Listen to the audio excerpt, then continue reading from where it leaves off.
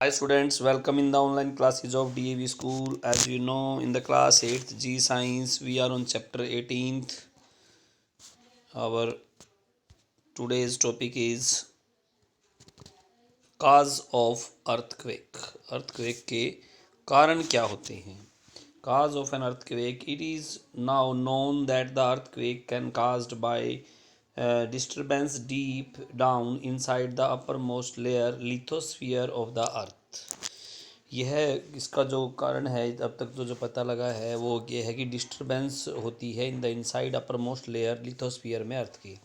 The outer most layer of the earth is not a single piece. Outer most जो layer है वो single piece नहीं है। It is broken into number of plates known as the lithospherical plates or tectonic plates.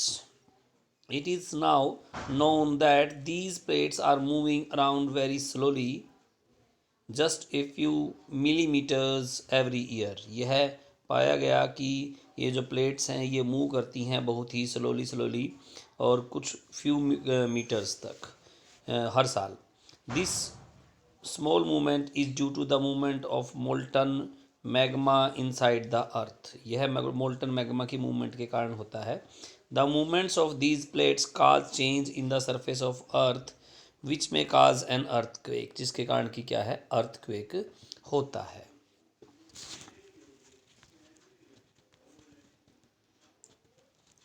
Now the rest of the plates, however, keep on moving. This causes a tension to build up the plates. When the force is moving plates overcome the friction of edges, all of their stored energy get released. जब rest पे जो plates हैं वो और जबकि वो move करती हैं जिसके कारण क्या है टेंशन बिल्डअप हो जाती है प्लेट्स में. और जब फोर्स मूविंग प्लेट्स की जो है वो फ्रिक्शन जो होता है एजिज के बीच में जो स्टोर्ड एनर्जी गेट रिलीज हो जाती है वहाँ से. The earth shakes vibrate around this point. तो उस पॉइंट पे अर्थ जो है वो शेक होती है वाइब्रेट होती है. The vibration at the point of release of energy give rise the shock and the seismic waves. इससे क्या है शॉक और सेस्मिक वेव होता है एनर्जी रिलीज होने के कारण. These are very much like the ripples in the pond that arise when a stone is thrown into it.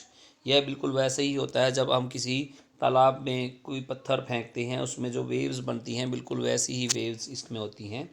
The seismic और shock wave shake the earth as they move outward through it.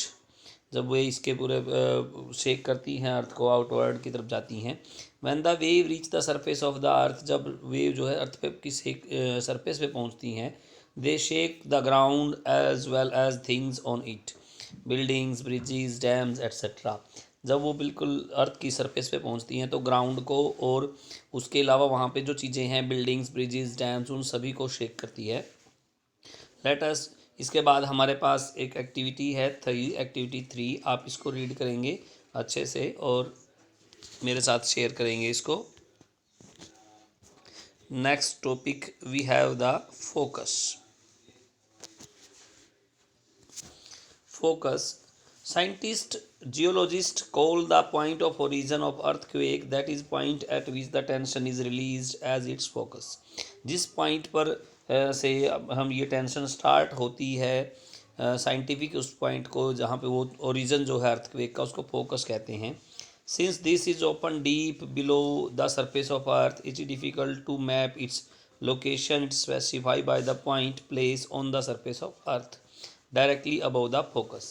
ये बहुत ही गहराई में होता है जो point होता है इसको लोकेट करना अर्थ की सरफेस पे वो बहुत ही मुश्किल कार्य है, डायरेक्टली नहीं कर सकते. This point on the surface of earth is known as the epicentre of the earth. Earth के उस पॉइंट को क्या कहते हैं एपी सेंटर कहा जाता है. The shock seismic wave move outward from the epicentre. जो वेव्स वहाँ से स्टार्ट एपी सेंटर से स्टार्ट होती हैं. द मैक्सिमम डैमेज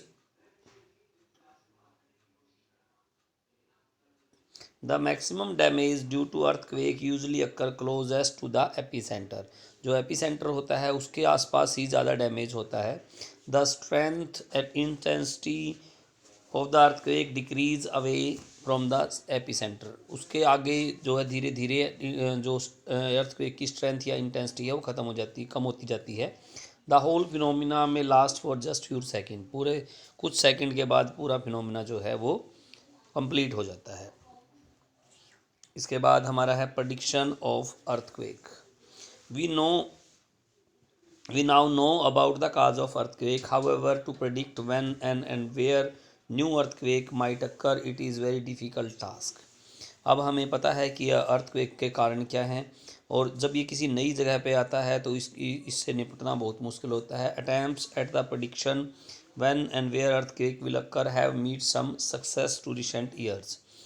ये अटैम्प्ट्स कुछ ऐसे किए गए हैं इसको प्रेडिक्ट करने के लिए कि ये कहाँ पर किस समय आएगा, उसमें कुछ सक्सेस मिली है रिसेंट ईयर्स में।